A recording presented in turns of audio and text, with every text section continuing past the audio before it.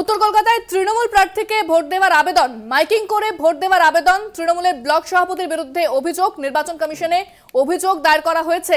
ইতিমধ্যেই কিন্তু এই ঘটনা নিয়ে নির্বাচন কমিশনে অভিযোগ দায়ের করা হয়েছে, মাইকিং করে ভোট দেওয়ার আবেদন। সর্বমঙ্গলা স্কুলে আপনার ভোট হচ্ছে, বুথ ফাঁকা আছে।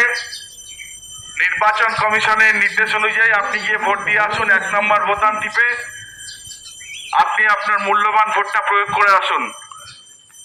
5 নম্বর দমদম রোডের সমস্ত পল্লীবাসীর কাছে আবেদন, আপনারা গিয়ে আপনার ভোট কেন্দ্রে গিয়ে আপনার ভোট প্রয়োগ করে আসুন। বুথ ফাঁকা আছে। 1 নম্বর বোতাম টিপে আপনি আপনার ভোটটা প্রয়োগ করুন।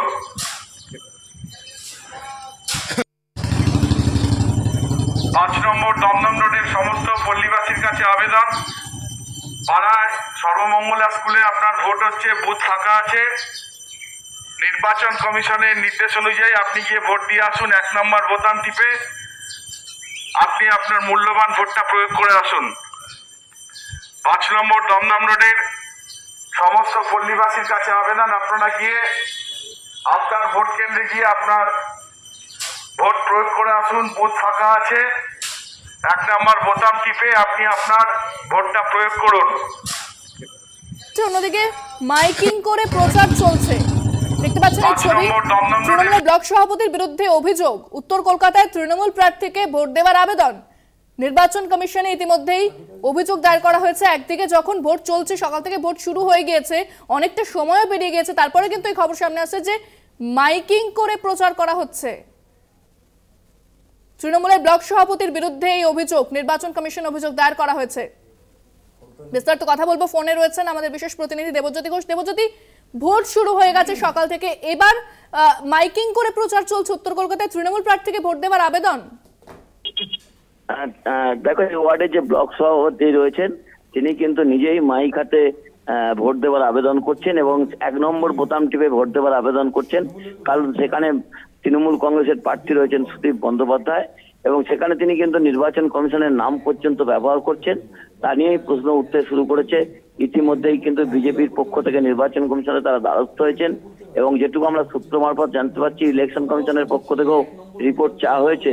যে ছবি সামনে এসেছে তা কিন্তু অত্যন্ত গুরুত্বপূর্ণ, নির্বাচনী বিধিভঙ্গের সামিল। কারণ নির্বাচন শুরু হয়ে গেছে এবং সেই সময় রাজনৈতিক দলগুলি যেভাবে প্রচার করছে তা নিয়ে কিন্তু প্রশ্ন উঠতে শুরু করেছে।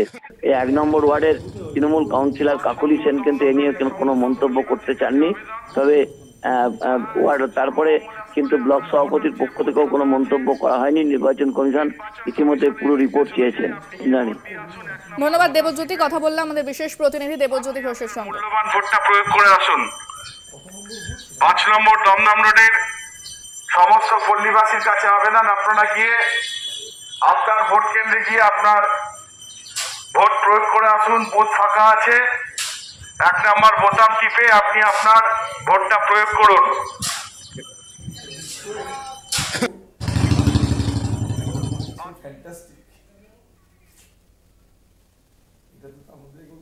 উত্তর কলকাতায় তৃণমূল প্রার্থীকে ভোট দেওয়ার আবেদন, তৃণমূলের ব্লক সভাপতির বিরুদ্ধে অভিযোগ, মাইকিং করে তিনি ভোট দেওয়ার আবেদন করছেন। একদিকে যেরকম সকাল থেকে ভোট শুরু হয়ে গেছে, তারপরে এই খবর সামনে আসছে যে মাইকিং করে তিনি ভোট দেওয়ার আবেদন করছেন। নির্বাচন কমিশনে অভিযোগ দায়ের করা হয়েছে।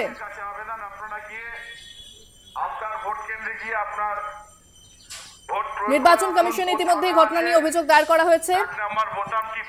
দেখতে পাচ্ছেন যে মাইকিং করে তিনি স্পষ্টতই কিন্তু বলে দিচ্ছেন। বিস্তারিত কথা বলবো, ফোনে রয়েছেন প্রতিনিধি সত্য সুন্দর ভট্টাচার্য। সত্য, এই যে মাইকিং করে প্রচার চলছে উত্তর কলকাতায় এবং তৃণমূল ব্লক সভাপতির বিরুদ্ধে অভিযোগ, নির্বাচন কমিশন অভিযোগ দায়েরও করা হয়েছে, কি বলছে কমিশনের বিষয়ে? দেখো, নির্বাচন কমিশনের যে গাইডলাইন রয়েছে তাতে স্পষ্টতই বলা হয়েছে যে নির্বাচনী প্রচার সেটা কিন্তু যেদিন ভোট সেই নির্বাচনের 48 ঘন্টা আগে সেই প্রচার পর্ব শেষ হয়ে যাবে। অর্থাৎ সেই প্রচার পর্বের শেষ হয়ে যাওয়ার পর যে সাইলেন্স পিরিয়ড, তাতে কিন্তু কোনোভাবেই প্রার্থী সম্পর্কে কোনো রকম ভাবে প্রচার করা যাবে না।